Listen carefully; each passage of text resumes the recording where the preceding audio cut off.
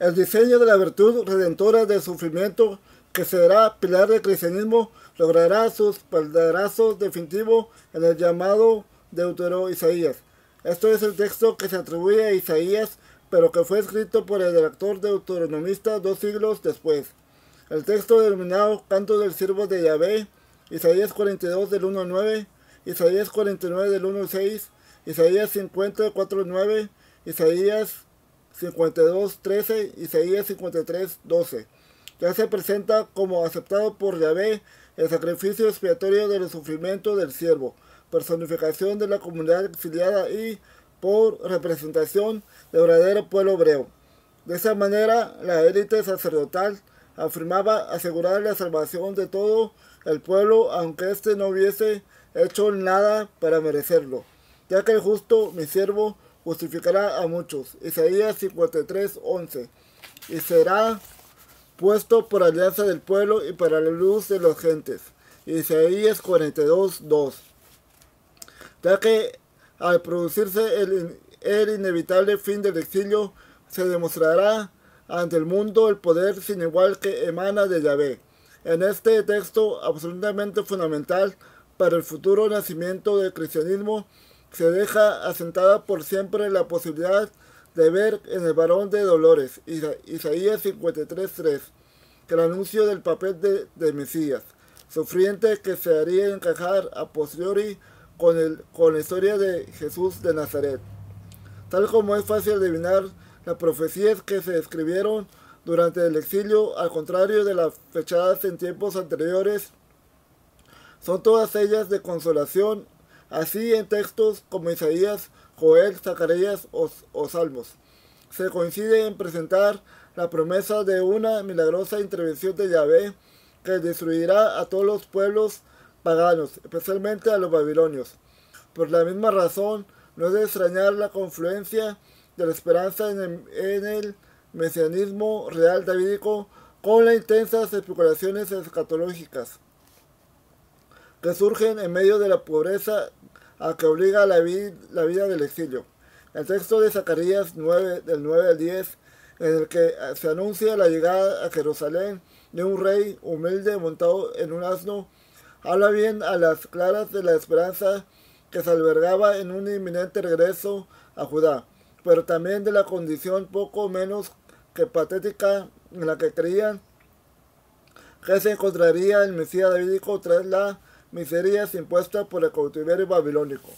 Un contemporáneo de Zacarías, el profeta Daniel, que según la tradición vivió en la corte del rey Nabucodonosor sin pasar estrechas económicas, postuló también el mesianismo escatológico, pero lo hizo a tono con el ambiente que respiraba. Esto es sin sello ninguno de miseria. En el capítulo 7 del libro de Daniel se describe la futura victoria del pueblo hebreo sobre las demás naciones, que están simbolizadas mediante 4 bestias monstruosas, de la mano de un como hijo de hombre. Daniel 7:13. Pero lo que para Daniel fue un símbolo dentro de una visión, el como hijo de hombre, que pretendría denotar a un personaje de porte real, acabaría por transformarse en una fundamental cuestión de fe cuando empezó a identificarse a ese hijo de hombre con un personaje divino que vivía junto a Dios desde el principio de los tiempos y que será llamado a ocupar la presencia en el día del juicio final. Más adelante veremos cómo esa interpretación errónea y caprichosa de un símbolo onírico será empleada por los primeros cristianos para ayudarse a fundamentar su diseño de la personalidad divina de Jesús de Nazaret. El profeta Ezequiel, que vivió deportado en Babilonia junto a la élite de Jerusalén, reflejó a la perfección el sentir de los judíos durante esos años. En su texto leemos que Dios anunció por su boca que la nación hebrea volvería a nacer gracias a un soplo de Yahvé.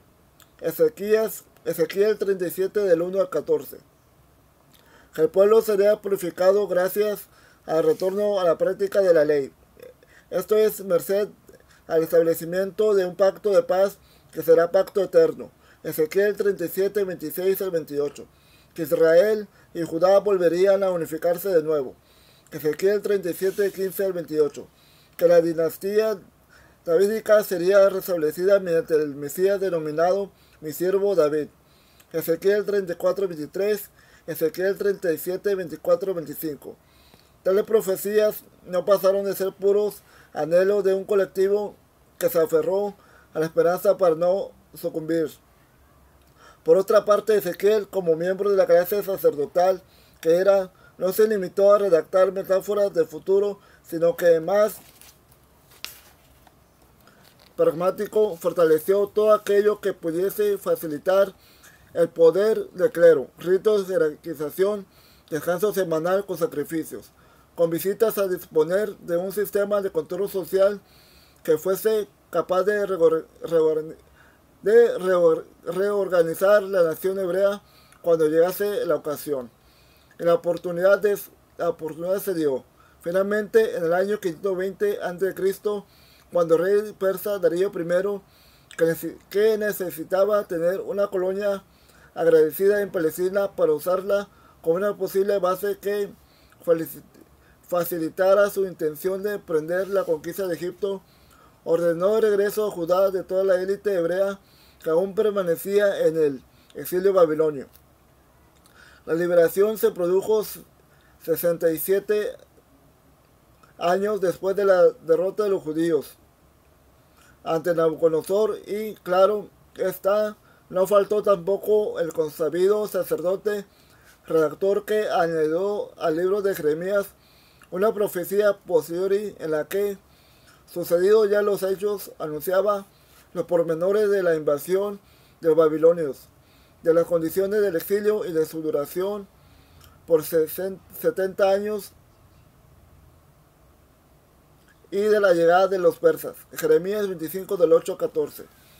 De regreso a su tierra, los hebreos, en medio de una gran euforia y fervor religioso, dieron por llegado el momento de la recuperación de la gracia de Yahvé y del advenimiento definitivo del reino de Dios. El profeta Zacarías incluso puso el sello mesiánico a Zorobabel, el rey de la casa davídica que Darío I impuso como gobernador de Judá. Aunque también es cierto que repartió el papel mesiánico con el sumo sacerdote, Zacarías 4 del 11 al 14, debido a la tremenda importancia que adquirió el clero durante el exilio. De hecho, desde esos días se comenzó a hablar de un mesianismo sacerdotal que acompañaba al Mesías real davídico y en ocasiones le sustituía.